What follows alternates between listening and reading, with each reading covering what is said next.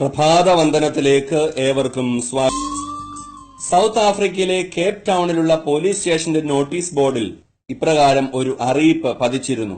ഈ വ്യക്തിയെ ജീവനോടെയോ അല്ലാതെയോ പിടിച്ചു കൊടുക്കുന്നയാൾക്ക് 500 പൗണ്ട് പ്രതിഫലമായി നൽകുന്നതാണ്. അറിയിപ്പിന് താഴെ ആഫ്രിക്കയിലെ ഒരു കിരാത മനുഷ്യന്റെ ചിത്രവും കൊടുത്തിരുന്നു. മിഷണറിയായ റോബർട്ട് മോഫറ്റ് ഈ അറിയിപ്പ് വായിച്ചു. ഈ കിരാത മനുഷ്യനെ കണ്ടെത്തി അയാളെ നന്മയിലേക്ക് തിരിച്ചു കൊണ്ടുവരണമെന്ന് മോഫറ്റ് തീരുമാനിച്ചു. ഈ ഉദ്യമത്തിൽ തന്റെ ജീവൻ പോലും നഷ്ടമാകുവാൻ ഇടയുണ്ടെന്ന് അദ്ദേഹത്തിന്റെ സുഹൃത്തുക്കൾ സൂചന നൽകി. എന്നാൽ ആ മുന്നറിയിപ്പുകളൊന്നും വകവെക്കാതെ ആ കിരാത മനുഷ്യനെ തേടി മിഷണറി യാത്രയായി. യാത്രയ്ക്ക് മുൻപായി സുഹൃത്തുക്കളോട് പറഞ്ഞു, നിങ്ങൾ എന്നെ ഓർത്ത് ഭയപ്പെടേണ്ട, ദൈവത്തിന്റെ നോട്ടവും സംരക്ഷണവും എനിക്കുണ്ട്. ആ മനുഷ്യനെ പിടികൂടുവാൻ ആവശ്യമായ എല്ലാ ആയുധങ്ങളും എന്റെ പക്കലുണ്ട്. എന്നാൽ ഏകനായി ആയുധങ്ങളില്ലാതെ അദ്ദേഹം ഉൾവനത്തിലേക്ക് യാത്രയായി. മാസങ്ങൾ പലത് കഴിഞ്ഞു. വനത്തിനുള്ളിലേക്ക് പോയ മിഷണറിയെക്കുറിച്ച് യാതൊരു വിവരവുമില്ല. മോഫറ്റിന്റെ സുഹൃത്തുക്കൾ അദ്ദേഹം കൊല്ലപ്പെട്ടുവെന്ന് ഉറപ്പിച്ചു. എന്നാൽ കാലങ്ങൾ കഴിഞ്ഞ ഒരു പ്രഭാതത്തിൽ കേപ്പ് ടൗൺ പോലീസ് സ്റ്റേഷനിൽ മിഷണറി എത്തിച്ചേർന്നു. അദ്ദേഹത്തോടൊപ്പം നിരായുധനായ ഉയരം കൂടിയ ഒരു മനുഷ്യൻ. അത് മറ്റാരുമല്ല, പോലീസ് 500 പൗണ്ട് വിലയിട്ടിരുന്ന ഒരു കിരാത മനുഷ്യൻ തന്നെ. യേശുക്രിസ്തുവിന്റെ സ്നേഹത്താൽ അയാൾ രൂപാന്തരപ്പെട്ടിരുന്നു.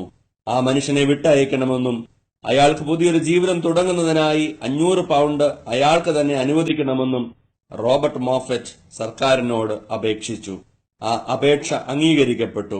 മോഫറ്റിന്റെ ആത്മീയ ശിക്ഷണത്തിന്റെ ഭാഗമായി ഒരു മനുഷ്യൻ പിന്നീട് അനേക ജീവിതങ്ങളെ ക്രിസ്തുവിനു വേണ്ടി രൂപാന്തരപ്പെടുവാൻ ദൈവകരങ്ങളിൽ എടുത്ത് ഉപയോഗിക്കപ്പെട്ടു.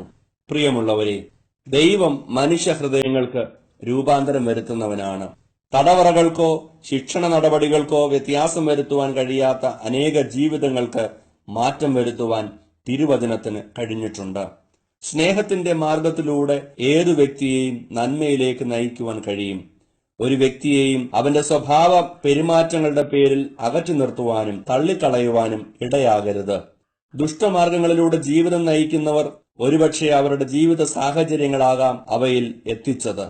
കരുതലോടെ, സ്നേഹത്തോടെ, പ്രാർത്ഥനയോടെ അവരെ നേരിട്ടാൽ ദൈവം തന്റെ കാരുണ്യത്താൽ അവരെ രൂപാന്തരപ്പെടുത്തും. ത്യാഗപൂർവമായ ഇടപെടലാണ് ആവശ്യം.